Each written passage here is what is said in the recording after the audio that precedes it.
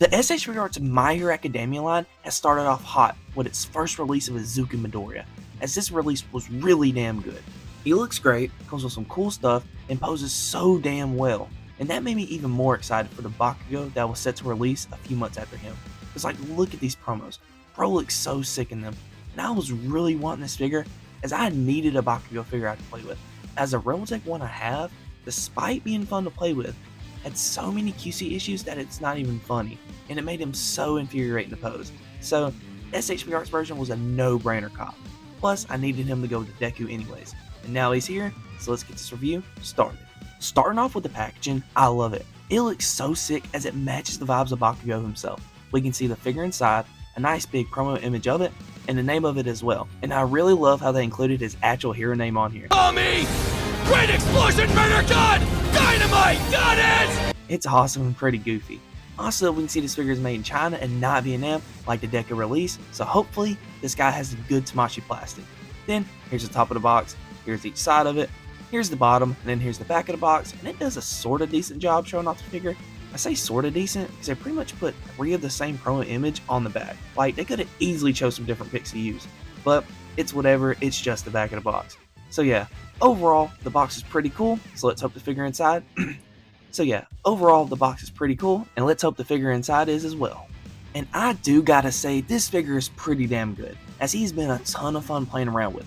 But, despite there being a lot of good about this figure, there are some areas on it that are pretty questionable and stink. But, let's first talk about the good. To start off with, he looks amazing. Literally looks like he was ripped straight from the anime. It's that good. They went hard as fuck with it. He's in his winter suit, which I freaking love, as it is my favorite suit that he wears, and they did a great job with it. His little mask pieces on the side of his head are done cleanly and are on ball joints so they can wiggle around, which is cool. But be aware they do come detached from him, so when you first open them up, you do gotta pop them in, and be cautious because when you do, his hair will stab you and it might hurt a little, so just be careful. Then the rest of the suit is done good as well, as there's so many little details all throughout it that are done so precisely and cleanly. Like his neck area looks good, his shirt and pants are sculpted nicely, and the gauntlets look sick as fuck, and his boots are done clean as well. Also, he does have his grenades on his belt, which are pegged on so that they can rotate, which is good so they don't get in the way of any posing. Also, they are removable, so you could have Bakugo use them like how he does in the show, so that's cool. Then for the paint on this figure, it's done decently for the most part, but there are some areas that are sloppy. It's mainly with the red they used. They painted the red over the black, and in some areas you can see the black bleeding through, as well as areas that are just done really sloppy, so that sucks. Oh, and I'm just now seeing this as I'm making this, but some of the green splotched over onto the side of the right leg on mine, so that sucks as well. Does some of these sloppy paint apps hurt the figure's overall look to me? And not really, because I'm only noticing these now as I'm reviewing it, and it's sort of difficult to notice some of the errors if you aren't zooming in on them like I am. But they are there on mine, and it's my job to show them. Then to carry on with the look at his figure, we have his backside, and I'm sure you guys can see this little area cut out. Well, this is for one of the accessories for him that comes in the accessory expansion pack for him and Deku, which I don't have, because to get it now wouldn't be cheap, so I'll probably wait for the USA release. So yeah, also, the branding of this figure is on his lower back, but it's done so damn small, it's hard to notice. And yeah, that's it for his look. Overall, it's done really well, despite some of the errors it has. And now, I'm sure y'all want to know how this figure feels, and I can gladly say it feels fine and moves so damn smoothly and has that good Tamashi Chinese plastic, so that's great. And then, what else is great are his accessories, as he comes with a good bit of stuff. Bakugo first comes with 4 interchangeable faceplates. He comes with a neutral resting face, a teeth grinning face, which, I don't know, something about it seems off. Like, it doesn't look bad or anything, but something just isn't fully there.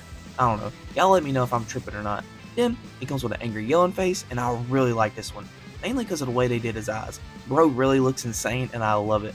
Then lastly for faces, he comes with a mouth open shit talking face, and it looks pretty damn good. Then he comes with another hairpiece and a face of him not wearing his mask, and it looks really good. Like, really damn good. I love it, as it just captures his likeness so damn well. The only thing that could have made it better is if he came with some gauntletless arms to go with his head sculpt.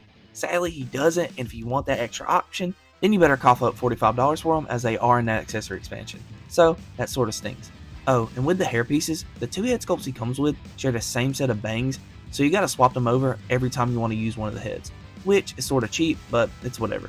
Then for the hands, he comes with 4 pairs of interchangeable hands. He comes with 2 fisted hands, 2 clenching hands, 2 wide open hands, and 2 open hands with pegs in them. And these pegs are made to plug in his blast effect pieces that he comes with, and wow, I really love the way these look. Seriously, they're done so damn well, as they look great, and have been so much fun using with Bakugo, and they really level up this release. I'd honestly like to see them upscale these explosions and make an accessory kit of pieces that resemble this. I think it'd do great. Also, they remind me of the effect pieces that Gon comes with, and man, dude, these pieces get me even more excited for him. Like, man, I can't wait. Okay, enough of that, but to carry on with this review, I love the blast effects and the hand selection is good. But I do gotta point out the hands aren't painted the best in some areas. It's not as bad as Deku's, but it's definitely there on some of them. And it's also sort of hard to notice and nitpicky on my part, but that's how reviews are. Also, swapping them as a hassle at times because of the gauntlets. They're able to move up and down, so this sometimes makes it a little difficult to put the hands on, as you don't have a stable area to put the hands on, which is sometimes scary because this could put the wrists at risk of breaking, so be careful. So overall, I'm satisfied with the accessories as he comes with plenty. Only thing that I think he needed would be a stand. Like, bro does a lot of in-air combat, and a stand would complement this figure nicely. And of course, there's other things he should come with, but are in that expansion pack, which does stink, but it does allow this figure to be a little bit cheaper, so I get it. Overall, I love the accessories, so now let's take a look at his articulation. Bakugo's articulation is pretty good, as he can hit some cool poses, but it definitely could be a lot better in some areas. To begin with, his head range isn't the best. He doesn't look far upwards at all, and if you do push it too far, two things are going to happen.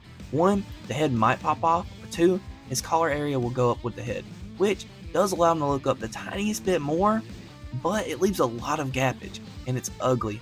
Now you sort of can combat this by whenever you move the head up, you can just put the collar back in place to cover the gappage, and this works, but it might move the head back down, so yeah.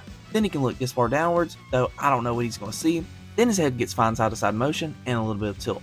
Then for his shoulders, they are interesting to me, because they get ridiculous range going upwards because of this armpit joint it has, which can look a little weird, but I also don't know if it was necessary, because you can actually get the shoulders to go up crazy far by themselves without using this joint, and this looks much better.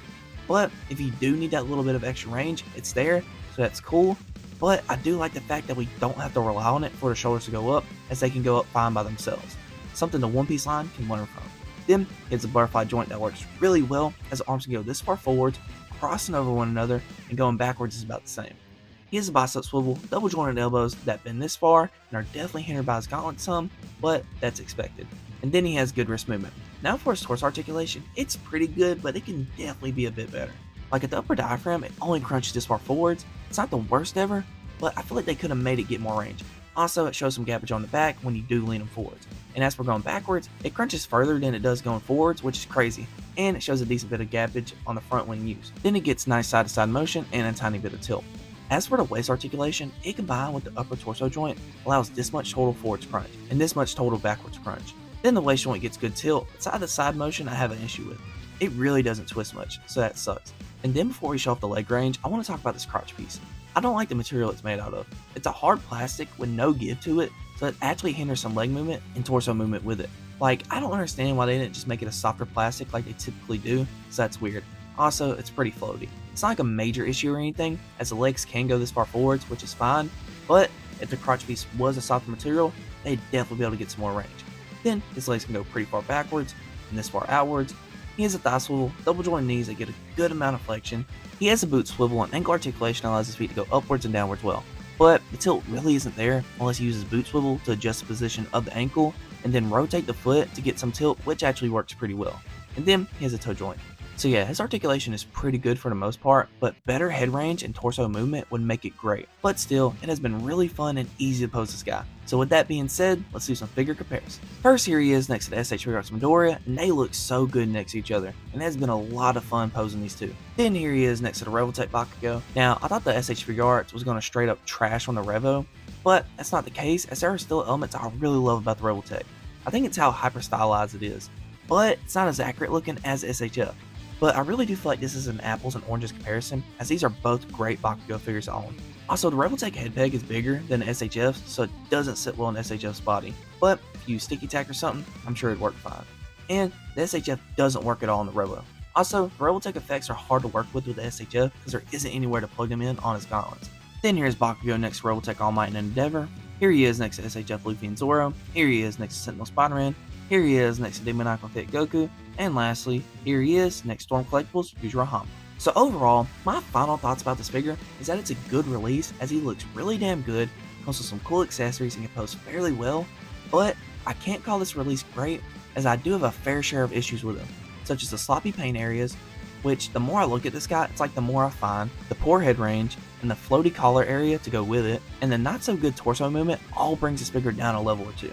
And I've actually just noticed an issue of his face is getting black on them from the collar area, which sucks. Like, come on. I managed to rub some of it off, but you can definitely tell his face has been stained some, so that stinks. And this is actually upsetting, because this is a good release and I love this figure.